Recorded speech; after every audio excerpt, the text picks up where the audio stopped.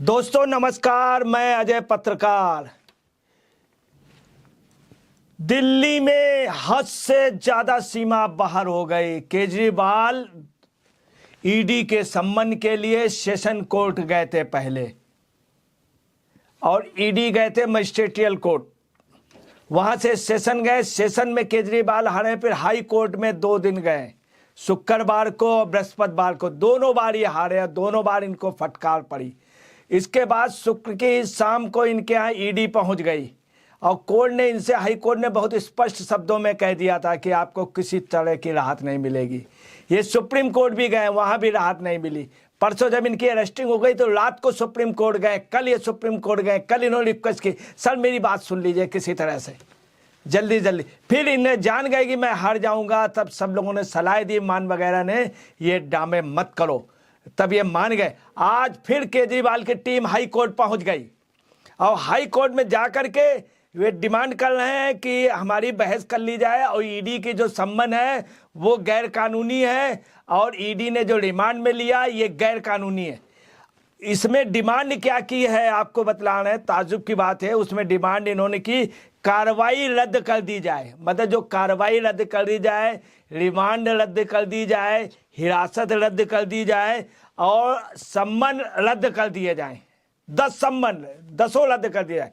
जबकि आपको बताना है कि ये लोअर कोर्ट में गए, लोअर कोर्ट में मुकदमा चल रहा, सेशन से ये हारे, सेशन के बाद हाई कोर्ट से ये हारे, हाई कोर्ट में 2-2, सुप्रीम कोर्ट, सब जगह जा करके दरवाजा खटखटा के हर जगह से ये, उसके बावजूद फिर हाई कोर्ट पहुंच गए।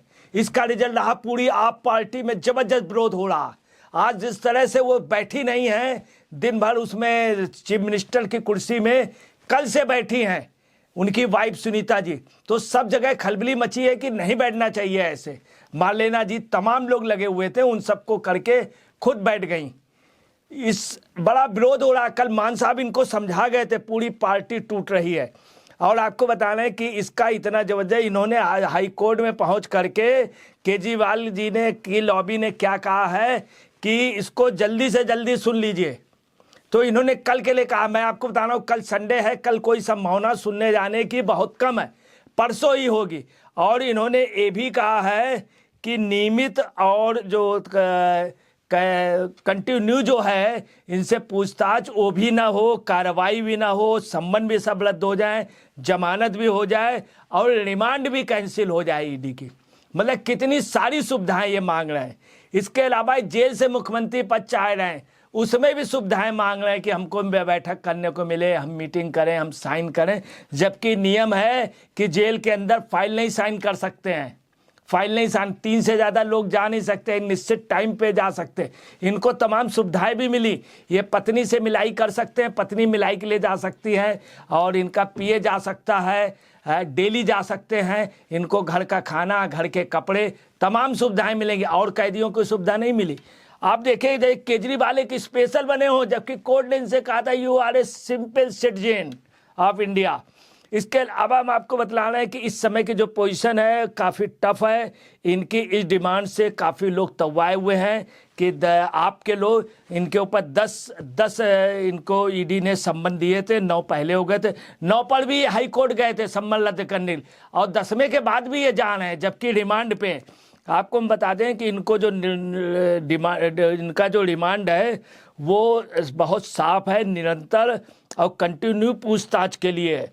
और इनके ऊपर जेल में एक बार में 3 लोग से ज़्यादा नहीं जा सकते, जबकि ये चाहे कह रहे हैं वहाँ मीटिंग करें।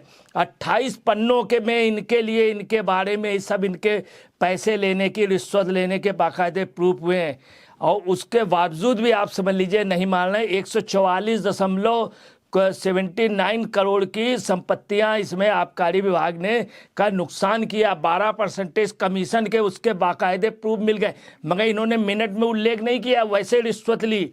और संजय निरुपम ने, जो भारतीय राजनयिक है, संजय निरुपम जो केंद्र में मंत्री रहे हैं, केंद्र के बहुत बोल्ड मंत्री माने जाते थे, लगातार सांसद रहे। और आप समझ लीजिए संजय निरुपम की ये इमेज है कि सुनील दत्त की बेटी को टिकट न दे करके कांग्रेस ने संजय निरुपम को दिया था। अपने दम पर जीतता है संजय निरुपम, साफ बात कहते हैं। संजय निरुपम तब भी साधारण थे, आज भी साधारण व्यक्ति हैं। उन्होंने क्या कहा है, भारतीय राजनीति का नुकसान कर रहे हैं, बहुत बुरी तरीके नुकसान कर रहे हैं। उन्होंने कहा है नैतिक आधार पर ये ठीक नहीं है, केजरीवाल को तुरंत इस्तीफा दे देना चाहिए।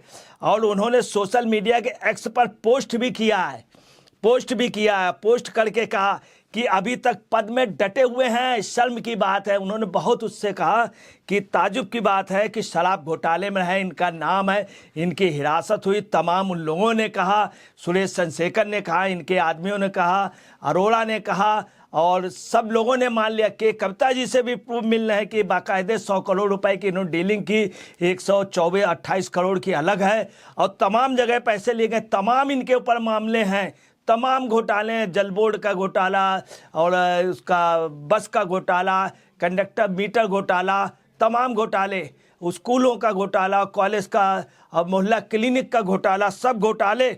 उसके बावजूद भी जब इनको हिरासत में ले लिए गए, इनको इस्तीफा दे देना चाहिए।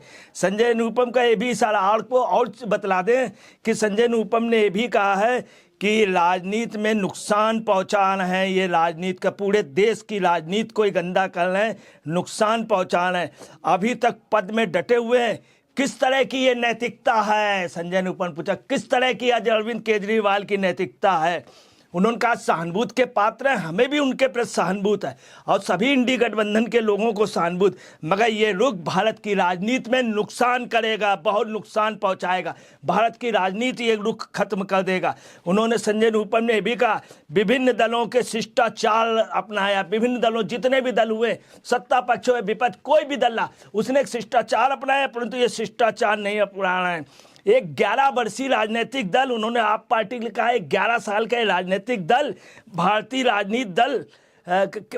राजनीति में पूरी तरह से अनैतिक होने का उदाहरण ये रख रहा है पार्टी के लिए और केजरीवाल के लिए। कहा बोले ये पूरी तरह से अनैतिक है, पूरी तरह से अनैतिक है। और ये उदाहरण जो पेश किया जा रहा है अरविंद केजरीवाल से, ये देश की राजनीति के लिए काला धब्बा है, देश की राजनीति के लिए ठीक। मैं आपको और बता दूं 6 नवंबर 2023 को सुनीता केजरीवाल के ऊपर सम्मन के लिए रोक लगाने के लिए न्यायमूर्ति अमित बंसल ने निचली अदालत के आदेश पर अगले साल तक फरवरी 2024 तक रोक लगाई थी। अब आपको बतलाना है क्या पोजीशन है, इस पे भी होने जा रहा है इसके नए ढंग से। दूसरी, इनके मुख्यमंत्री बने रहने पे भी जनहित याचिका दायर हो रही और इनके सरकार के और घपलों पे भी जनहित याचिका दायर हो रही और वो दिन दूर नहीं है। दूसरी आपको बताना है कई मुख्यमंत्रियों ने इस्तीफा दिया जो ही अरेस्ट हुए।